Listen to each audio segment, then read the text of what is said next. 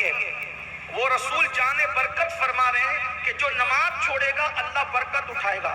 اور کچھ لوگ یہ سوچ رہے ہیں کہ بھئی میں تو جب 24 کھاتے کا سیٹ اور 48 دم میرے چلتے ہیں, 2-3 سائزیں چلتی ہیں, مگر میں نماز نہیں پڑھتا.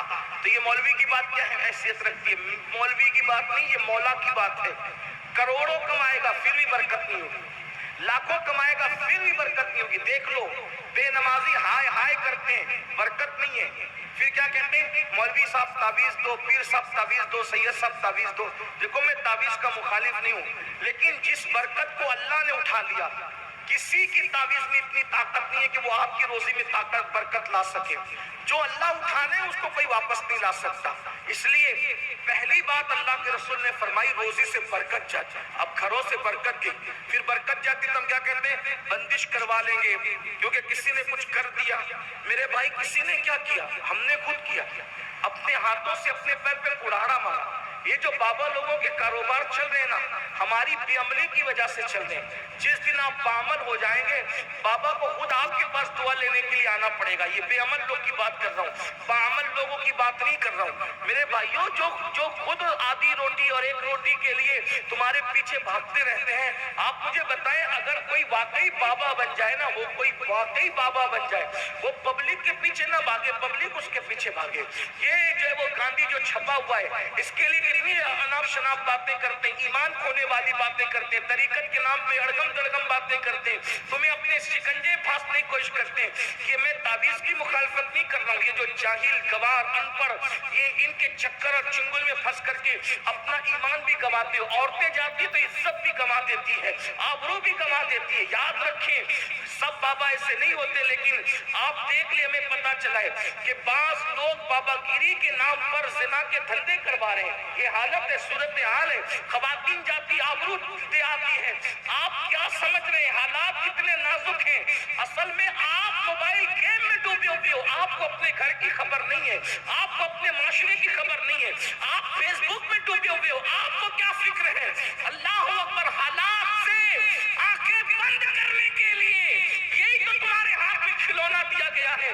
اللہ کے بندو, تم تھے تم جدھر رک کرتے تھے, زمانے کی رفتار ادھر ہو جایا کرتی تھی. اقبال کہتے ہیں دیوان گانے عشق محمد کو دیکھ کر گھبرا رہی ہے گردش دورہ, کبھی کبھی گردن میں ہاتھ ڈالے ہیں. ماہو نجوم نے گزرا ہے ان حدوں سے مسلمان, کبھی کبھی بچیاں جا رہی ہیں کہ کچھ تعویذ دے تو اچھا رشتہ آ جائے, رشتے سے پہلے اس پر وبال آ جاتا ہے. یہ صورتحال ہے. اور اب تو ہم سن رہے ہیں, سنا ہے ہم نے, اب تو مسلمان مسلم عورتیں پنڈتوں تک کے پاس, سادھوؤں تک کے پاس جاتی ہیں. کیا دن آ گئے اللہ کے بندو. آپ سے پوچھتا ہوں یہ رشتے کیا ہیں؟ چلے بات آ گئی تو یہ رشتے کیا ہیں؟ یہ رشتے آسمانوں سے بن کر آتے ہیں. یعنی جس کی قسمت میں جو لکھ دیا گیا, کروڑوں رکاوٹیں ہیں, ملنا اسی نے. اب جب آسمانوں سے لکھ دیا گیا ہے تو ملنا ہے. پھر اس کے بعد دو چیزیں, ایک تو شادی کا وقت آنا, اور دوسرا قسمت کے پارٹنر کا آپس میں مل جانا. وقت آ گیا, مل گیا, ہو گئی شادی. آپ کو اس کا کیا ٹینشن ہے؟ یہ تو اللہ کا کام ہے. اللہ کے کام میں آپ کیوں مخل ہیں؟ بس آپ اتنا کریں, دیر ہو رہی ہے تو گڑ گڑائیں, اللہ جلدی کر دے, کیونکہ دعائیں تقدیر بدل دیتی. جلدی کر دیں آپ, اللہ سے عرضی کریں, کسی صاحب دل سے دعا کرائیں. اور ایک بات آپ سے یہ بھی کہہ دوں, اگر کوئی صاحب دل نہیں ملتا, پھر کہتا ہوں مزارات پر جاؤ. ہمارے بزرگوں نے فرمایا ولیوں کی آستانے پر جانا ایسے ہی ہے جیسے ان کی ظاہری حیات میں جانے سے فائدہ ملتا تھا, بعد وصال جانے کا بھی وہی فائدہ ہے. سلطان المشائخ حضرت سید نظام ملت والدین خواجہ نظام الدین اولیاء جب بابا قطب الدین بختیار کاکی کے مزار پہ جاتے تھے تو کبھی اندر نہیں جاتے تھے, ہمیشہ چوکھٹ سے جا کر کے فاتحہ پڑھتے تھے. اب آپ جو لوگ گئے ہیں مہرولی شریف, وہ جانتے ہیں کہ سرکار کی چوکھٹ سے مزار کتنی دور ہے. ان چیزوں کو آپ لوگ مانے نہیں مانے, اپنی آپ کی بات ہے. اور ایک بات یہ یاد رکھنا, پوری تقریر لوگ مان جائیں یہ ضروری نہیں ہے. کچھ لوگ کہتے ہیں کہ یہ لوگ جب ولیوں کی بات کرتے ہیں تو بہت مبالغہ کرتے ہیں. ہم نے کہا بولے گا میں کم بول رہا ہوں تو زیادہ بولے گا.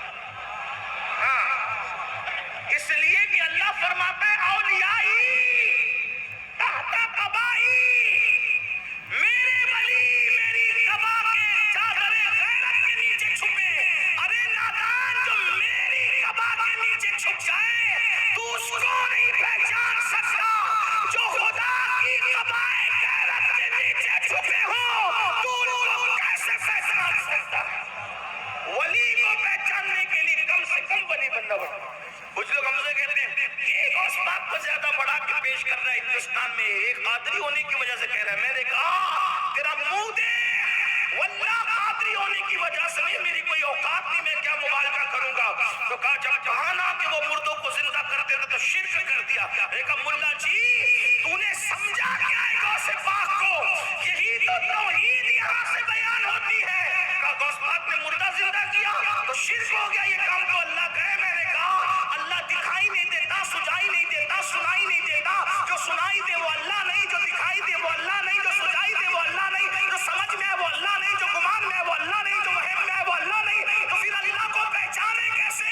تو اللہ نے اپنے دوست کو تمہارے درمیان دے دیا. عبد القادر ٹھوکر لگائیں گے، قم بسم اللہ کہہ کے مردہ زندہ کریں گے. تب پتا چلے گا جب عبد القادر کی شان کا یہ عالم ہے تو اس کو بنانے والے قادر کی شان کا عالم کیا ہوگا.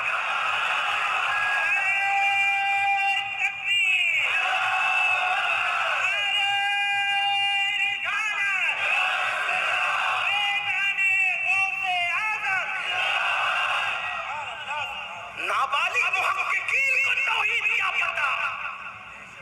انٹرنیٹ پر جو نابالغ محققین بیٹھے انہیں توحید کیا پتا جنہیں خود کی اردو بھی صحیح نہیں ہے. توحید تو ان سے لینا چاہیے جنہوں نے واقعی توحید کا جام پیا ہے. ہم کہتے ہیں صابر پاک نے اپنا جنازہ خود پڑھایا تو مذاق اڑاتے ہیں، یہ کیا ہو گیا بھائی اپنا جنازہ خود پڑھا سکتے ہیں؟ کہ ملا جی یہی توحید کا درس ہے. جب صابر کی یہ شان ہے تو صابر کو بنانے والے کی شان کا عالم کیا ہو. توحید کیوں بیان ہو؟ آپ کو کیا پتا ہے اس کا؟ توحید آپ کو کیا پتا ہے؟ بڑے بڑے لوگ ٹھوکر کھا گئے اس میں. یہ وہی لوگ بتا سکتے ہیں جن کے چراغ روشن توحید کی روشنی سے منور ہے. یہ دل سے دل کے چراغ چلتے ہیں. تو عرض یہ کر رہا تھا بات دور نکلتی ہے. اولیاء اللہ کے پاس جاؤ انشاءاللہ جیسے حیات میں فیض ملتا تھا بعد وصال بھی ملتا.